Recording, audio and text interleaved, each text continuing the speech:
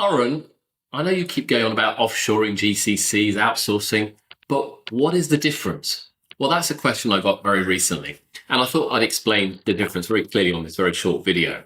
Now, outsourcing is typically where you might be outsourcing a particular job or a particular role to an organization, to a company, say maybe in India, a vendor company, and they might do the piece of work and they send it back to you to get done.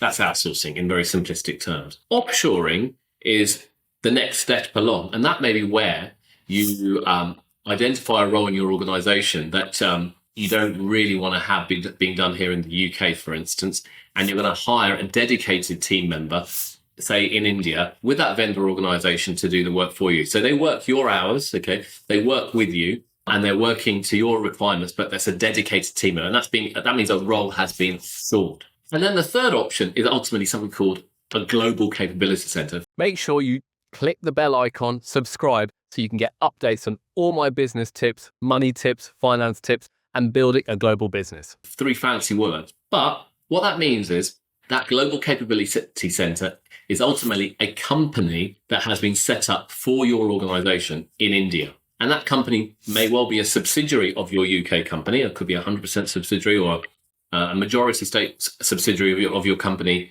in the UK. And that company actually hires manpower in India. So they might hire the bookkeeper, they might hire the accountant, they might hire the marketing person, they might hire the AI scientists, you name it. But that company is hiring them. And that's a very different proposition to the offshoring and the outsourcing model.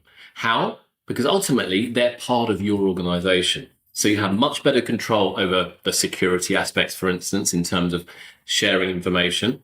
Secondly, they're part of your organization, they're culturally, so they're part of your business. So that means you have that whole global team, not working with a third-party vendor or company, but they're part of your business. So those team members may have the same email domain as you. They may have similar kind of company trips as you. But most importantly, you're building that culture, which is universal across the organization. When you don't have that opportunity when you're working, when you're working with a vendor company, you won't have that.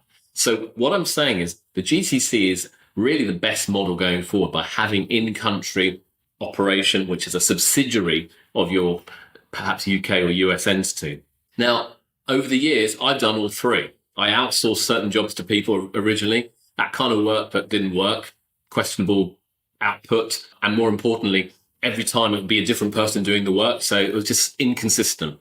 Offshoring is something that I think that does work quite well for smaller organizations. If they want to hand out some roles to overseas companies, that can be quite efficient and you don't have the responsibility for the GCC. But if you're growing and you want to scale up your business and you want more manpower to do that, perhaps offshoring can be a great starting point. But longer term, I think the GCC is definitely the right way forward because you can then ultimately scale up that team. You can manage the costs better.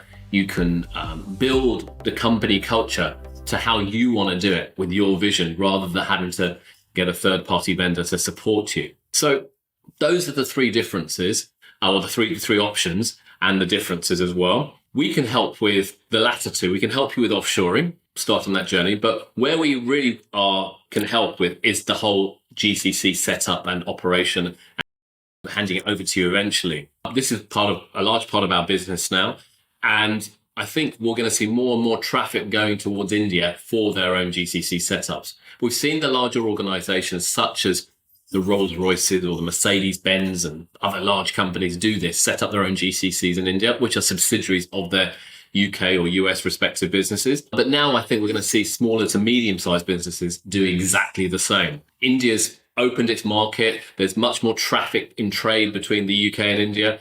And with a large diaspora of Indians all across the world, I think this will just happen more and more. So now, if you want some help, you want some insight from people who have actually done it themselves, we'll be delighted to help. Just check out our website, samaraglobal.com, reach out and we can see what we can do for you. But remember, the world is global now and you can use a global workforce. But most importantly, you need to do it right. It's very easy to cut corners and you could hire people directly, but you probably would fall foul of various legal issues, for instance, Indian labor law, okay, or transfer pricing rules, or you name it. You could be falling foul of many things. So it's important to have the right support and the right guidance when you need it. If you need help, reach out. Thank you very much.